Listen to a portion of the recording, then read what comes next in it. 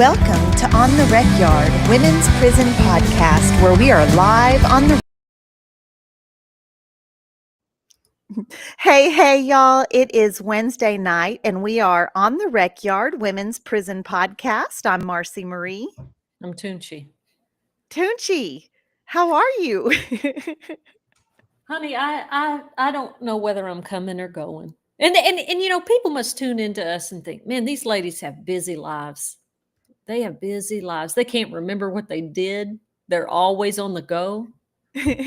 Well, honey, Sure. you spent all day yesterday at the Capitol, so it's natural to feel discombobulated, and we are busy. We are. Yeah.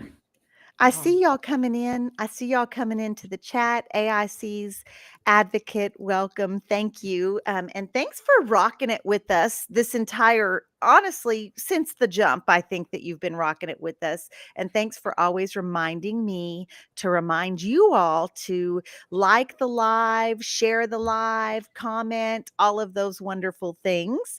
It is such a pleasure to see everybody. It is our favorite night of the week. It's a night that we can slow down and just visit because we are busy. Yeah. Let's get into you know, what we've been doing. Hit that button. You want to do that recap? Well, we we absolutely will. We have a great show for y'all tonight. We're lightening it up a little bit.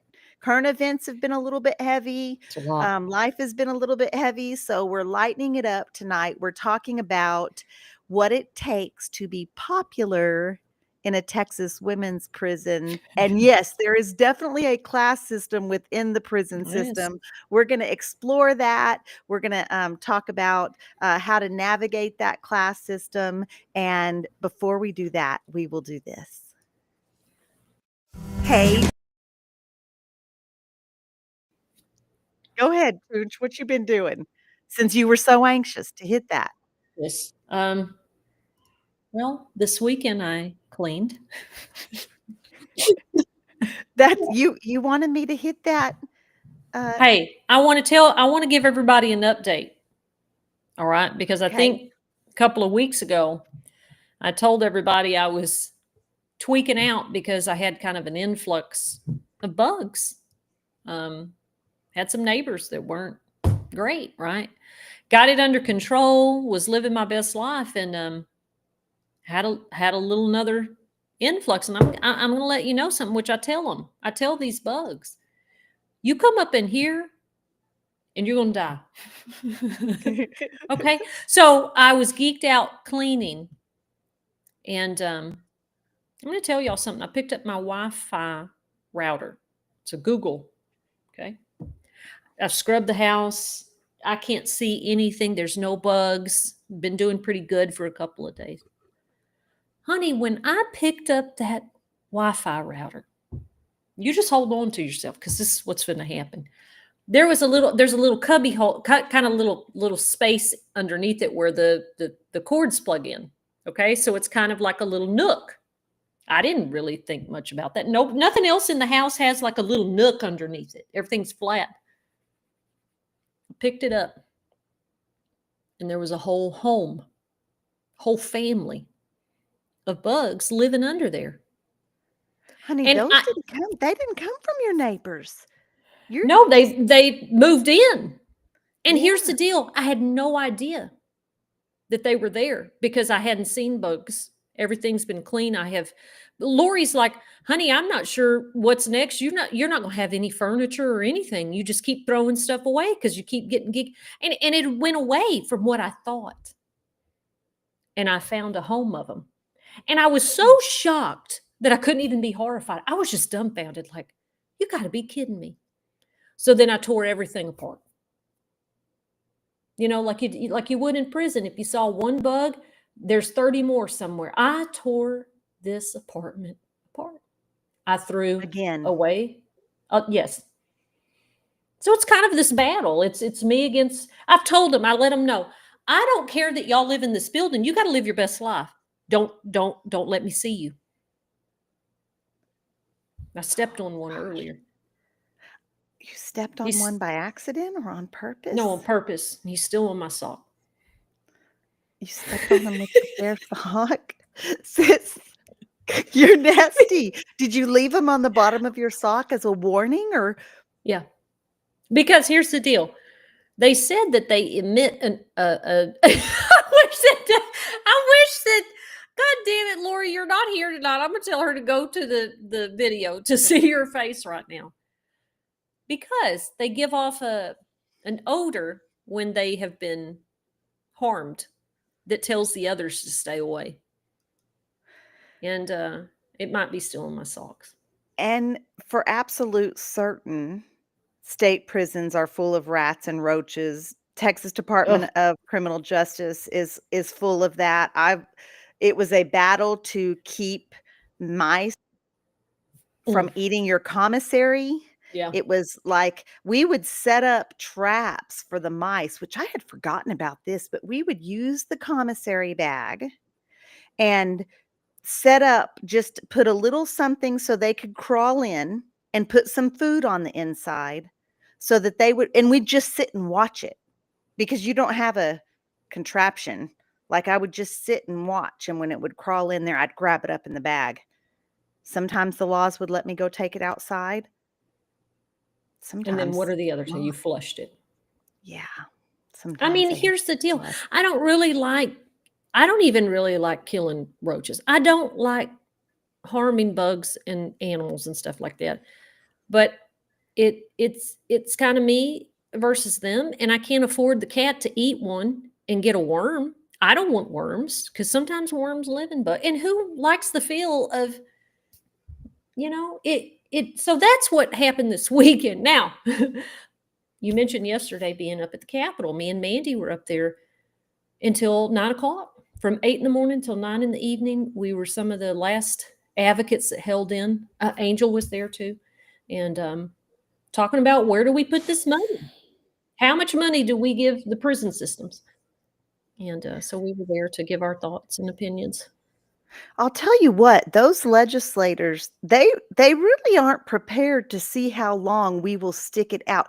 Sir, I have waited on the bench in the day room for 12 hours straight to make commissary. I'm not going anywhere. When I'm at this Capitol, if I'm here to speak, it doesn't matter. It doesn't matter if you take a 3-hour break. It doesn't matter if it's 8 o'clock at night and I've been there 12 hours. I'm going to speak. Yeah. And we waited, and we did. We shut that building down last night. And, we got some good feedback from the folks that were on the Senate Finance Committee. Some of the things they said about incarcerated youth were hard to hear.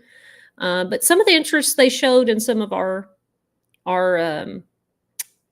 offerings and thoughts was interesting, and maybe it starts a good conversation. So it was useful. It was, but it was a lot. Me and Mandy had to leave, go get a sandwich. We found a great little deli sandwich place. It's clean, not a bug in sight. And that coffee place that we went to with Donnice and Laverne, remember when we were at the Texas Tree? Yeah. Mm-hmm. We're like, man, why are we spending all this money in that Capitol Grill when we could be over here supporting small businesses? And that Capitol Grill, God bless, it's expensive. It's not great. It's not. It's a lot of highly processed snacks. Yeah. It's like the prison commissary, frankly. And Marci's right. It's expensive. So from now on, when we're there, now we have our chicken bowl, which is up the street a little bit, but this was like right in when you go down the sidewalk of the Capitol and you cross the street, it's right there in front. Little deli and some coffee. So that's what we're doing next time. Marci, how's your foot? Hey, let me tell y'all what I did. Oh, please do. And I want to know about your foot. Y'all are going to have to Google it because I've already forgotten what the letters stand for. It's quantum hypnotic something, but it's QHHT. Oh, you didn't know I was doing this. You didn't know. It's called QHHT. And they hypnotized me. My friend has gone to school for this, and she's starting her Oh. business. Okay. And my daughter did it, and I did it. Okay. Okay. Anyway, I think that so I get hypnotized. We dug into some things. It was Okay. I'm very happy that I did it. I woke up feeling like I had a great nap. I have listened to my session. Um, anyway, I loved it, and I will tell you, I don't think that that healed my foot, but I think that that let me know that my foot was healed.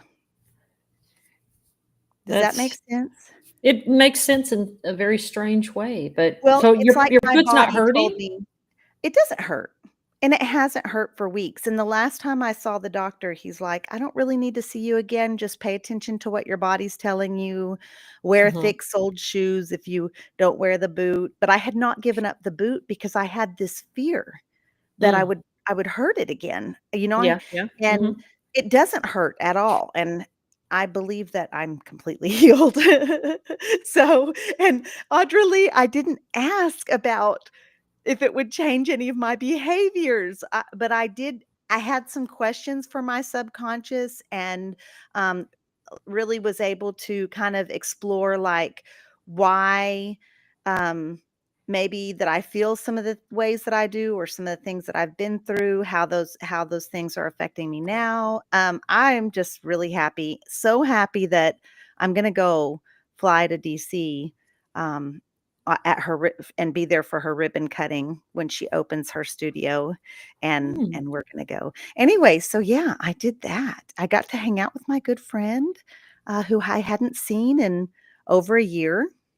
So that was fun. And yeah, just besides I, that, uh, working. I love that for you, and also I want to talk about how that makes me feel. I I don't like when my friends mention they have other friends. Don't care for that.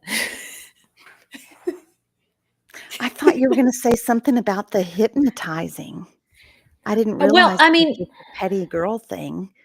No, because uh, and the reason I thought that is because, um, Brittany, she felt some kinda way about you about doing me the getting hypnosis? hypnotized. It's out of her comfort zone.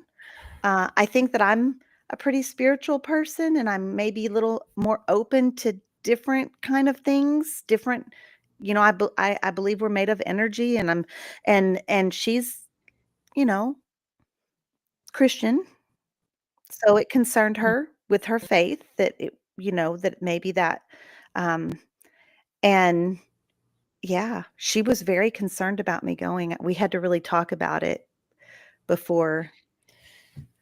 Well, I have my thoughts about hypnosis, but if it worked for you and you found joy in it and it felt healing and it felt productive, who am I to say anything?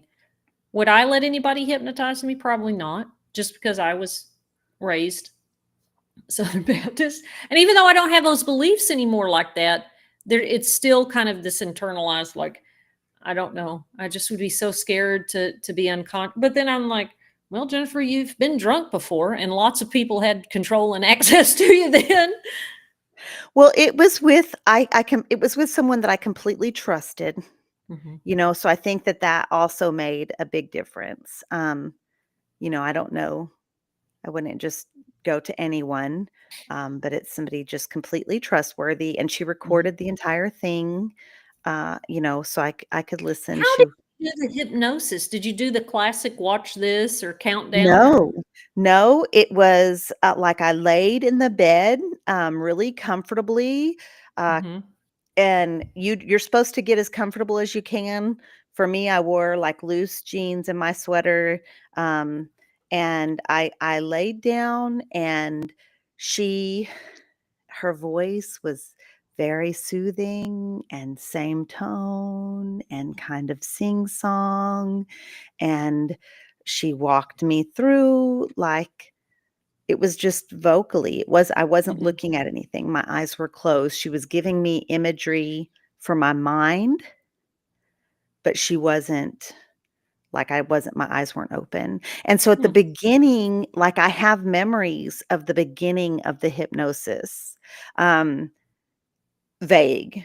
But then when I got deeper, I don't have those memories, and I have listened to the tape, and that's, like, when it taps into your subconscious, and it's like almost part of it just felt like, have you ever woken up from a dream and then tried really hard to get back in that dream? Hmm. Hmm. Like, in that middle state where you're not quite all the way asleep, but you're not quite awake, and Hmm. you can tell you're kind of in tune with the dream world, but it felt a lot like that. Would you be willing to let me hypnotize you? Never, ever, never, ever would I allow Toonchi to Let me go back hypnotize to you. this Would have me beautiful doing comment. some wild things, and Let me go Donise, I back to love this you, beautiful honey. comment. Donise, I love you. I love you. I don't Nonice know what loves me this is. more, and that's okay. Well, just think about me. Let me practice my hypnosis, and then once I perfect it, then I can start doing hypnosis on Lori. I will tell you this, as it relates to our topic tonight, which Hmm. is popularity in prison, because there is a class system. Hmm. Texas women's prisons, they they can operate a little high school-y, if you Yeah. remember, like the High School Mean Girls or the high school class system, similar in the prisons. But what this made me think of is I knew a girl who hypnotized people, she for you paid her, and but she charged so much that that was a thing. It was people that had a Hmm. lot of money, a lot of commissary. So let's get into it then. Let's tell people, what are we talking about? I want y'all to think of Mean Girls, and I want you to think of the dynamics of the girls in that movie and how everybody had their own group and everybody had this status, right? Like, oh, you see them trying to terrorize Regina George when they cut the holes in her shirt, and she just puts it on like, oh well, and then the rest of the school's wearing it, right? Like there, it's that's now this is in a place where it's more dangerous, right? Like it's this very mean, dangerous, um, almost like the high school kind of structure that Marcy's talking about. It is kind of like a high school structure. Audra says that like a cheer captain, there is those vibes. So what did you have to be to get that higher class status in the penitentiary? You mean be one of the popular people on the unit? Is that what you mean? Right. Yeah. Yeah. Well, first of all, it's usually related to how much time you've done, like seniority, that kind of that kind of thing, right? Like, okay, well, you can be if you've been there a year or 2 years, and once you know people, but it's usually people that have done a lot of time that have been there a while. Yeah, it for sure, the amount of time equates popularity or a higher status. That if you have more time, you get more respect. If you have been there longer, so even if you have a big number and you've only been there a year, not so Hmm. much. Hmm. But I remember when I first got there, I was like, "Well, I have a 20-year sentence," and the girl who I immediately realized, "Oh, so this is like a popularity thing." Hmm. Audra, Hmm. I was not the cheer captain. I wasn't. This I got is pregnant in high crazy. school. Almost burnt down a guy's house. Oh, Yeah, go ahead. I was a teen mother. Um, no, yeah, so It was a girl, I wish I could remember her name because I know she's out now. I wonder if she's come across any of our stuff on social, media, but she lived catty corner to me, and Mhm. she had about 5.5 years under her belt at this point, which means she was well established, people knew her. She had her T-shirt and her shorts that had been washed a cajillion times. And so they Mhm. were really thin, Mhm. and she looked cute in them. Like, once you have a T-shirt for so long, I guess it maybe starts forming to your body even a little more, I don't know, but she looked cute, she was pretty, but I remember thinking, "Oh, she's got it, and if I'm gonna be here." I remember thinking, as pathetic as this is gonna sound, I remember thinking I wanted to be like her, like, "Okay, she seems okay with being here. Like, she seems okay." And I was Yeah, not yeah. okay. Mhm. But I'm looking at her and I'm like, "Oh, she's got it figured out. So what does she have, and how can I get that so that I can have it figured out too?" Yeah. And like Yeah. Jerry says, money. Yeah, it's money. Now, I would say yes, money is always a factor, but then we think about some of the women that we knew that had money that most of us hated, right? Like they were just miserable, terrible. I'm going to say probably a couple of those would be what I consider sociopathic. Like people just could not stand them. And There were a so, few that had a lot of money that were yeah, also high profile crimes, who yeah. were also portrayed really harshly in the media, but 2 in particular that I'm thinking of, um, I felt like were probably accurately portrayed as narcissistic. Right. Yeah. Yeah. Yeah. And so it's like, well, money helps, right? Because money, you're able to buy those status symbols, right? Like you're able to buy t-shirts and shorts and brand new tennis shoes and brand new panties. We've talked a lot about that here. You got them raggedy ass panties, you're finna get shamed. So we know I got to have fresh, clean panties as often as I can, right? And everybody sees your panties, Yes, y'all. everyone sees them. They're You right there. cannot hide your They're right there. drawers in the Mm-mm. penitentiary. They are going to be shown. They're gonna hang outside your shower door when you're taking a shower, that you're gonna get strip searched in front of people, you're gonna hand them to the officer in a strip Mhm. search. The Yeah. officer is going to, if they look raggedy, the You're getting laws are gonna shamed. call you out. In Mhm. a room full of people get ready to get strip searched, they will hold your drawers up and talk crazy about you in front Yeah. of everyone. I mean, there is no hiding it. And then when you wash them, you have to dry them. So they're out in your cubicle, everybody walking by. Like, you and that's for real status. Yeah. That's That that's is. legit. Your appearance is status, right? Like you know, it's your undergarments, it's those shoes. Those shoes are expensive, right? And so the same way Jerry's talking about everything, it's money out here.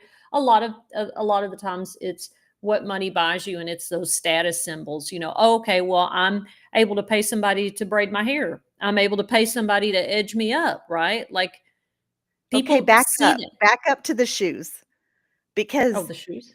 there are, like, 4 different types of shoes that you can get.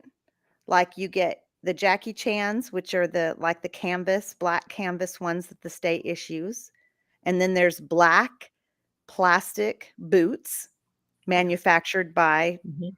The prison incarcerated system. people Yeah. that when you walk in the sand, they say offender. They leave it, your footprint says offender on it. Those boots. But then they sell a couple pairs, and they sell, um, like, off-brand. What is that brand of Oh, those you brown mean shoes? like, The brown what boots. the rhino boots, they're like Rhino work boots. boots. Yeah, like a brown work boot, and then they sell the tennis shoe, Yeah. which is New Balance or, something of that. It's not like a expensive, but it's expensive nicer. for us, it's nicer. And so those are, but you move up. Like when you first get in, they give you those Jackie Chans. And if you happen to get a job that issue the work boots, that's a little bit better of a status. Like those work boots, state issued boots were a little bit better of a status than the state issued canvas. So crazy. It's Both crazy. free, both uncomfortable and crummy to wear. And then the boots on commissary were cheaper than the tennis shoes, and that would be like the Right. next. Yes, Right. thank you, Christy. Yes, generic Timberlands. That's exactly what Yes. they are. And that would be like the next ones. But man, if you had those tennis shoes and not just one pair Two. you were doing better. But if you had two pair, you Right. had your church pair that you only wore to church and visitation, Yeah. and then And you then you had had your your other pair that you pair wore. I that you did. wore. Mhm. I had my clean, brand new ones I very rarely touched, and then the ones that I wore every day. And Marcy, thinking about those little slip-on black canvas shoes, and we call them Jackie Chan's because they look like the little shoes in kung fu movies. And so I can picture somebody in there in my mind with the pair of those shoes on, with the gray socks. Our socks, those state socks are gray, with no t-shirt underneath their V-neck canvas white shirt, state shirt, and their little pants. Now, let's really hone in on that uniform for a second. It looks like whatever pair the laundry just gave you, right? Stains on it. It's maybe the pants at the bottom are torn and they're kind of dragging, and while you walk, you can't roll them up. And so in your mind, when you see someone, it's one of two things that they either just got here or they're indigent, they don't have nothing, right? And they're kind of scrubby. And I think that it would be so triggering for us, or maybe trigger's not the right word, but like, because all of us look like that until we, like you said, the girl that you saw stabilized and pulled her self-worth together to some aspect. And I think maybe we would just see that, and I don't think we treated people badly, but we did have this kind of, I don't know, kind of weird feelings about it. And I think it's because we all were there when we came in looking like that. Yeah, we all started that way, for 100% certain. You said something about gray socks, and that was another thing. I remember looking at this girl. She lived catty-cornered from me, and that she wore commissary purchased socks, Mhm. so they were white. And Mhm. then at that time, they sold, like, white tube socks that had, like, some gray, they were like soccer socks, so on the top, they had, like, gray stripes, but back in the Gap, back in the day, they had sold all white ones. So people that had, like, the all white ones, that was socks mattered. Socks was a status thing. Yeah. And those not just a nice t-shirt and shorts, thermals, like, again, is speaking to that, like, you have money to buy those things. But your state uniform, like we were talking about, that matters too. Okay. Did you keep a set? You keep it washed, you keep it clean, you keep it your tight white. That you wear with them church visitation shoes when you have something special. Hey, and if you went really hard, if you were really about that life, even if you worked Host Squad, you would have a work set that you kept and washed and pressed. Right. We would turn out for Host Squad in a pressed uniform. It might have some stains on it. It might even have some paint on it because somebody had Mhm. worked a paint crew. And if it had paint on it, that was a bonus. That was like an extra. And you would press it up. You would go out. I would go out to Host Squad to haul hay in 100-degree weather with mascara on and a press set. You were doing a little bit better if you had a handkerchief Mhm. that you carried with you. But it wasn't I just. Yeah, go for it. No, I was thinking of something, and you keep talking, and I want to find it because I saw it. I think it was an article that Quanetta wrote about makeup and why makeup and appearance mattered, not just as status, but as an act of resistance. Um, because the state wants us all to look the same, right? There's a reason militaries and institutions, you look the same because you lose your identity. So therefore you lose this individual will to resist, right? So there was a reason they wanted us to all look conformed. I want you to look for that article, and Jerry's watching from YouTube. Thank you for remembering to be watching from YouTube. She said an officer confiscated her heels because she has been locked up long enough where women incarcerated in Texas were issued heels, and she said the officer took them home, and I believe it. I absolutely Jerry, believe that it. lady took your high heels home. Golly. I wanna say that it's not just about clothes, but getting to kind of a, transition into this makeup. How many times, and not you, Toonch, because bless your little heart, you didn't wear no makeup in there, but how I cannot even begin to count the amount of times I had officers ask me why I was doing that, why was I wearing makeup, and then I get out and start talking about prison online, and people Mhm. ask me, "Why did I wouldn't wear makeup in there." Listen, I wouldn't wear makeup if I was in county jail for 2 weeks, but if I'm going to prison for some years, I'm wearing makeup. By my 3rd or 4th month in county jail, I started to do that because it just you had mentioned self-worth.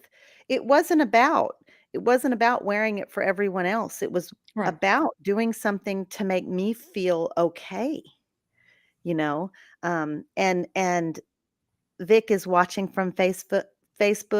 I did time with Vic, and he says it shows that you still care about yourself, even in a hopeless place. And all of that self care, pressing your clothes, putting on perfume samples, wiping it on your clothes, all of those things, they did. They made you feel like you cared about yourself and showed that you cared about yourself.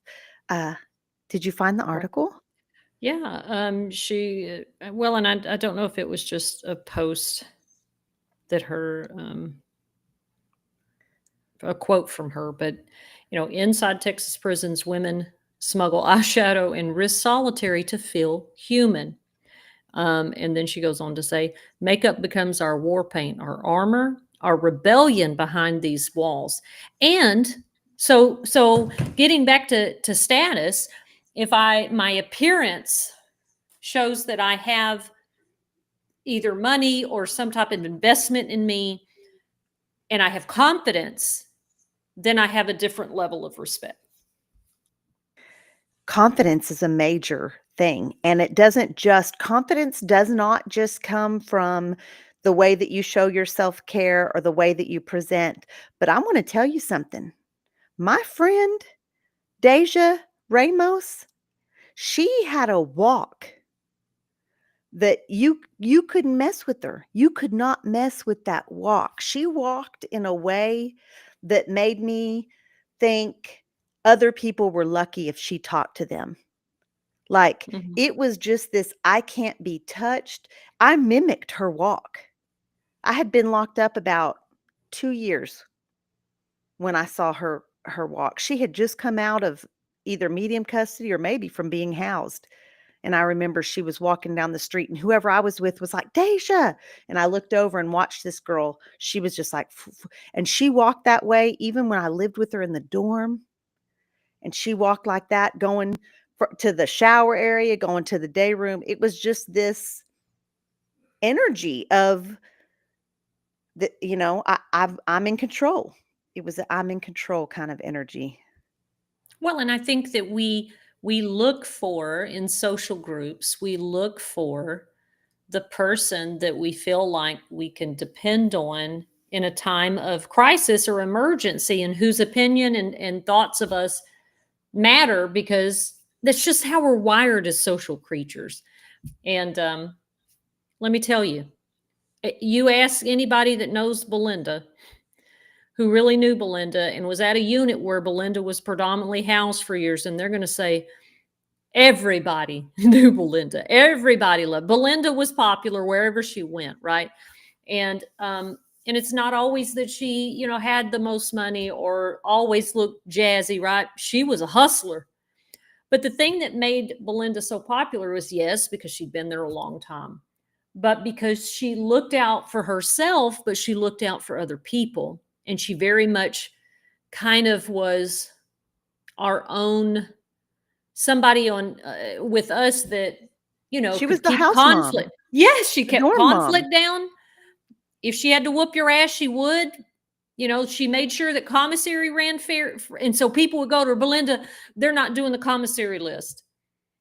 You know what I mean? Like, Belinda, they're fighting over the TV. She'd be in there cooking. Hold it just a goddamn minute. Go in there, tell them what they were going to do. And know you wrong. Shut the fuck up, blah, blah, blah. And then go back to her cubicle. It's because she And took people charge. listen. And people Yeah. listened. I want to talk about how different charges put you in a social class, in a class level. Do you think And that I want to hear, because you did almost all your time at Lane Murray. I'm curious that's because not I never resonating with you? no. Oh, okay, well, I'll tell you what. If you had a murder charge, you were the most respected. And it would you would hear women get into it with each other and say things like, or they would even say it to the law, "I'm here for murder. Don't mess with me." And it wouldn't even matter if they committed the crime or if they were just there on law parties. If that was on their jacket, I heard my friends that didn't commit the crime. They were just with the people. I heard them use that same line. And that was a bigger charge. And that was more respected, that charge. I mean, And then yeah, I a guess I theft can charge see was that. way down there, baby. I A think the theft difference for me though, Marcy, is, and maybe I just never really, maybe it was me not paying attention, or what unit I was on. It was like, yeah, I mean, I can see where if you had a serious offense like murder, you use that when you need to, and people are like, oh, it's okay, right? Like, it's taken more seriously than, oh, girl, she's in here for her fifth DUI. You know what I mean? I never saw though, like, the other, like, I knew a lot of people that were, part of the in crowd that maybe they had child crimes. You know what I mean? So it's like, and I don't know if maybe that was the culture of Mountain View, because Mountain View for many, many, many years was where people that were charged with the heaviest, most serious murders and child crimes you could think of were housed there. And maybe that just wasn't part of. I never really saw anybody get treated bad because or excluded because of their charge, except maybe one or two people, people would pick on them, but Well, you weren't up there if you had a child crime, in my opinion, or in my experience. I'm curious if other people that did time in other Texas prisons felt that way. Like, if you had a child crime, it's not like what you see on TV or what maybe happens in men's prisons. You're not just like segregated because you're going to be attacked, or nobody's fixing to just jump on you out of nowhere or anything like that. But you might be excluded from some circles, or you might not be the go-to person. Um, a lot of people maybe have personal beliefs. You're not gonna be best friends with certain people. But nobody was like actively mean to you. But also I don't think that there was still like that a lower level where I feel like it was an awkwardness, maybe. Does that huh. make sense? Yeah, I Maybe. mean, I'd never experienced that at Mountain View. Maybe one or two people would get picked on and kind of isolated and shunned, and those were really uh, well-known child cases.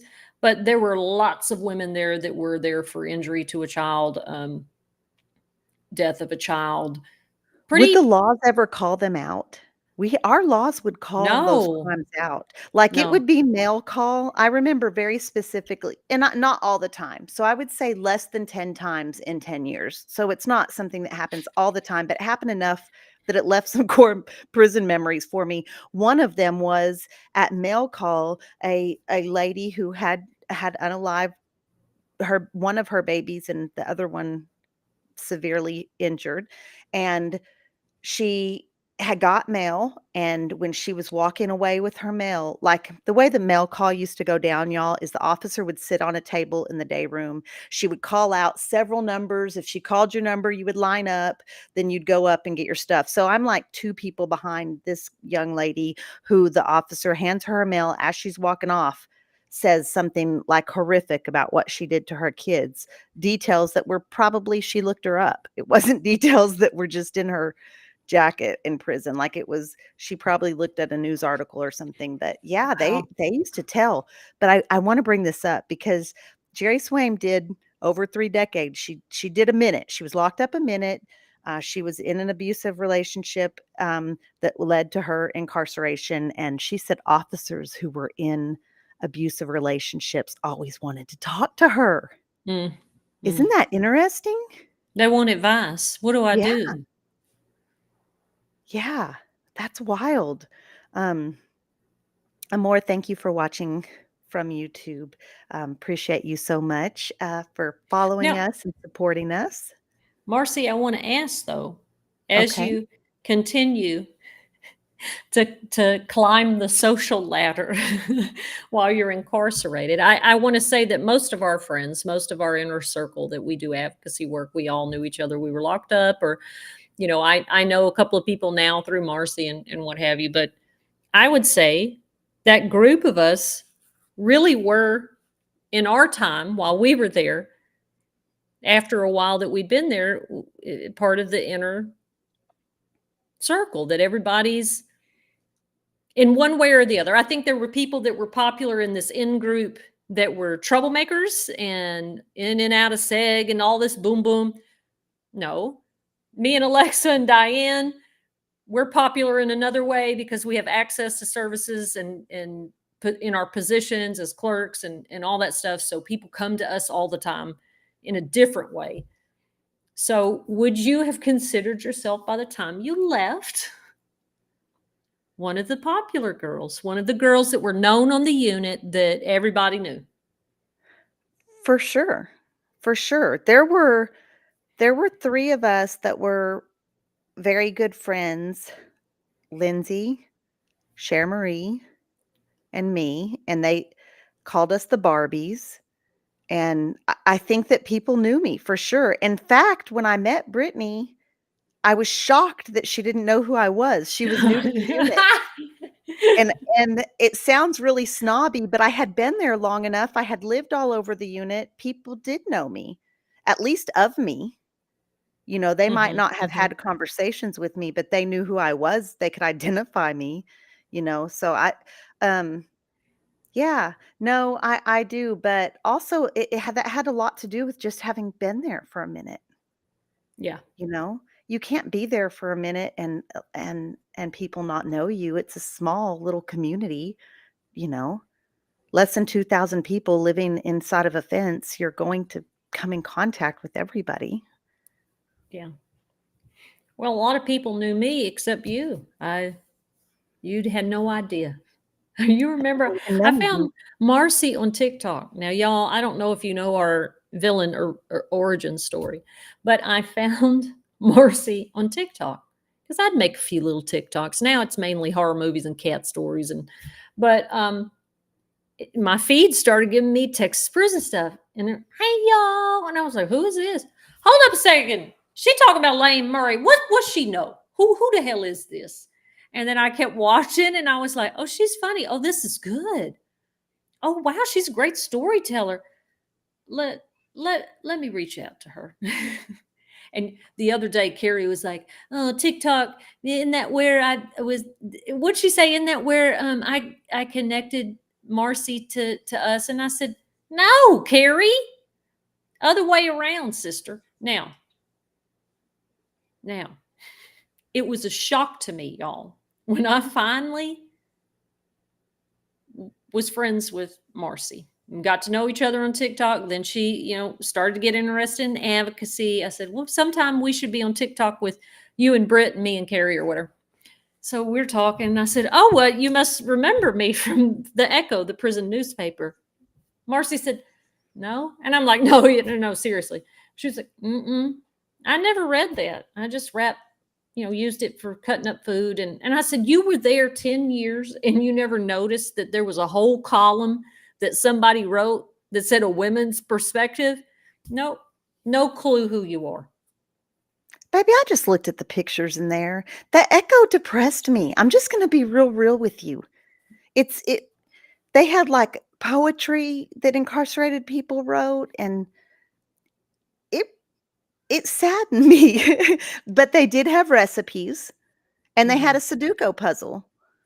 So I would look at the recipes, I would do my Sudoku, and then I would use that paper to wrap tamales in, or, if we worked in the pig dome, I would wad it up and put it in my boots to soak up the smell. Um, yeah. Yeah, I'm sorry, My I little didn't know. words, my little monthly words of wisdom that I pined over. You were That kind was of a in your big boot. deal. You were I kind of a was, big I mean, deal. I have to say it is that moment in Anchorman. It's like, I don't know if you know this, but I'm kind of a big deal. Yeah.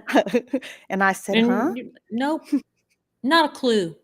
Brittany knew who I was, though. Yeah, she did, because she read the echo, but we didn't discuss the echo. God. Well, and here we are. Here we are now. Do you think?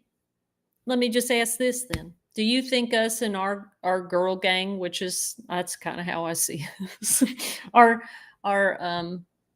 exclusive group of folks? Do you think inside of prison now? Do you think we're still our group of people are still popular? You know how when somebody would leave after they had been there for a little while, and they would stay in contact with a few people, that gave those folks inside a little bit of clout. Like, "Oh, yeah, I just talked to her, she's doing oh, I got a picture of so and so, look." When Kanita Butler Star went home and would just randomly pay me a picture every couple months, that was like clout. That was yes. Star still popular while I was incarcerated, even though he had gone home a year and a half before me? Yes. So do I think that we live a little bit in the prison system still through people that we're in contact with? Yes, I do. But and that's just for anybody, but for us in Mhm. particular, baby, they see us out here fighting. Yeah. They know between the 10 very active, highly active folks in Linus, we've done 250 years, Yeah.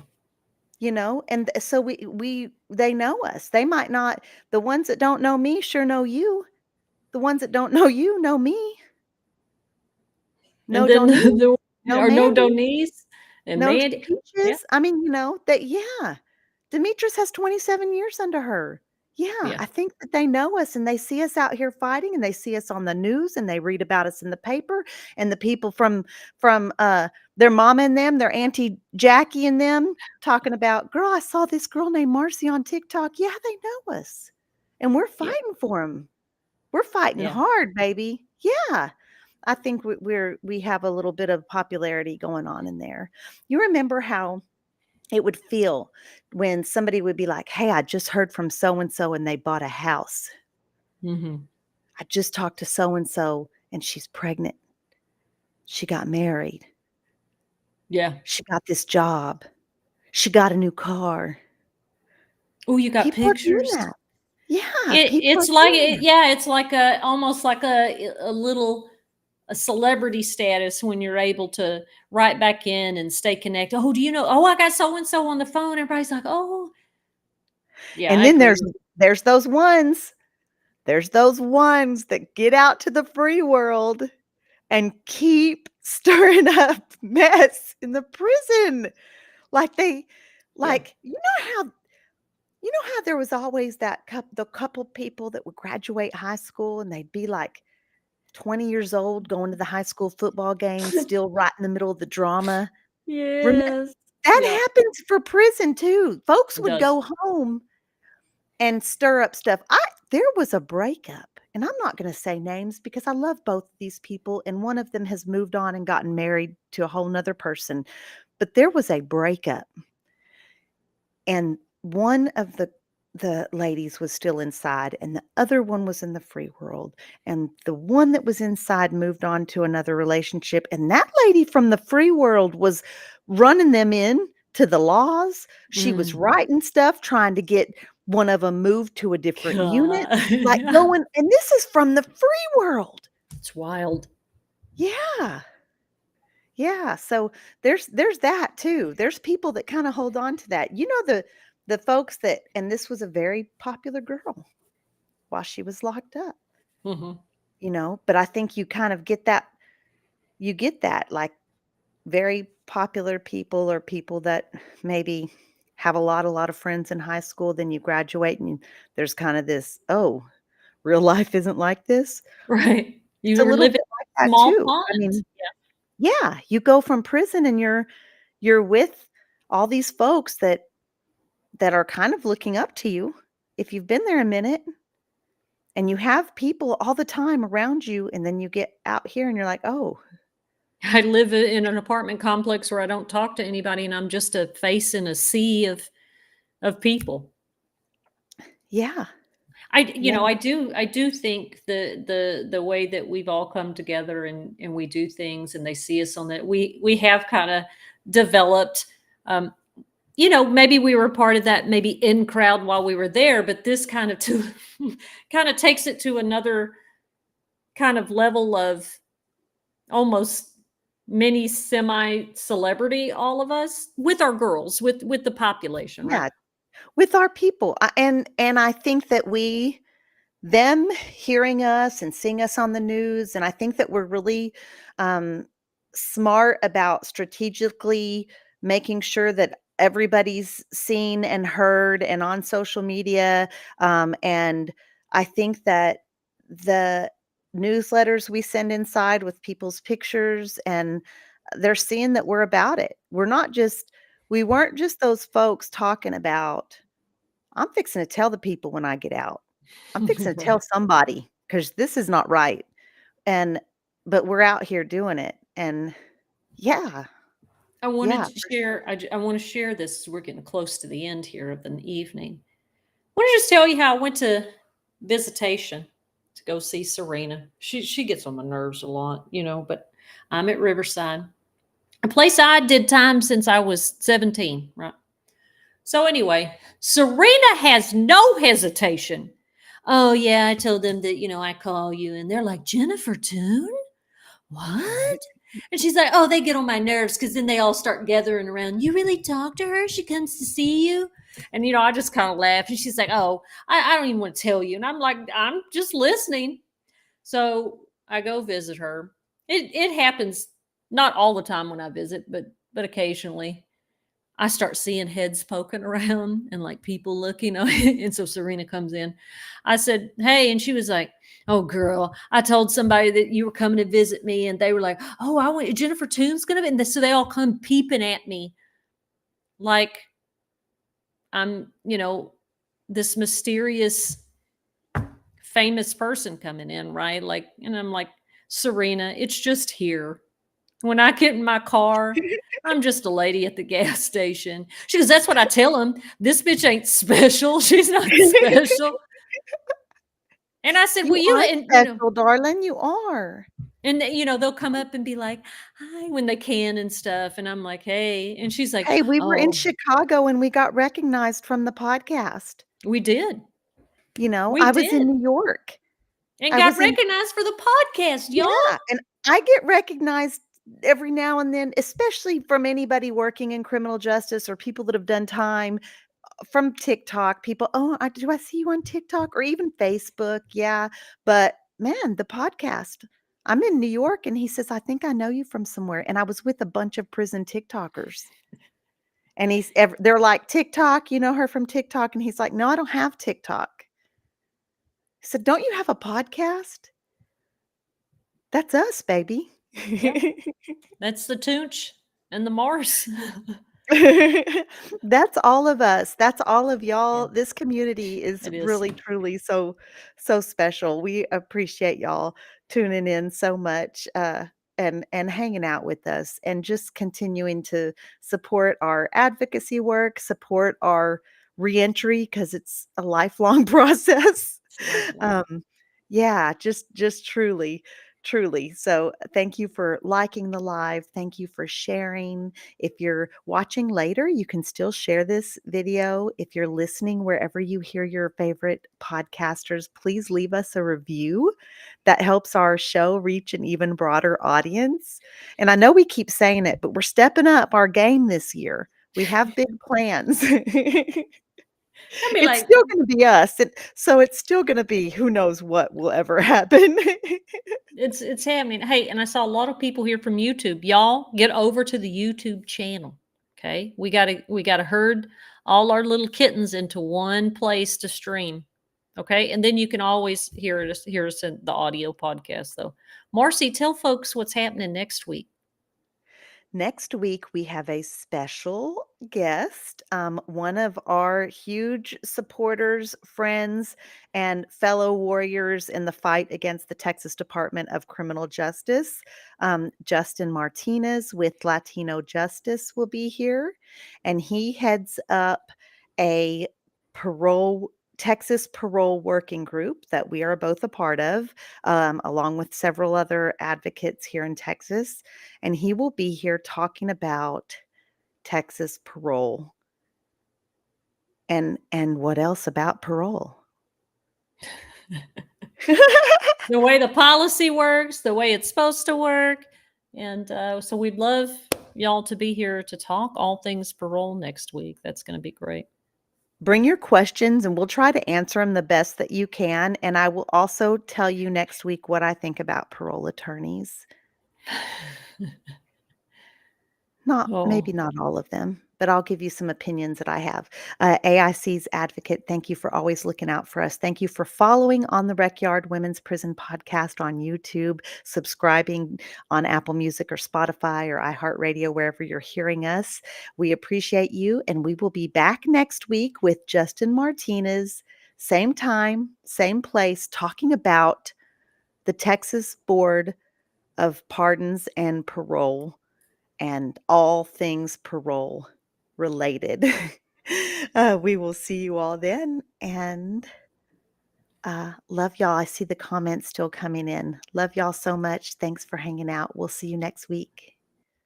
Thank y'all for hanging out with us on the Recyard Women's Prison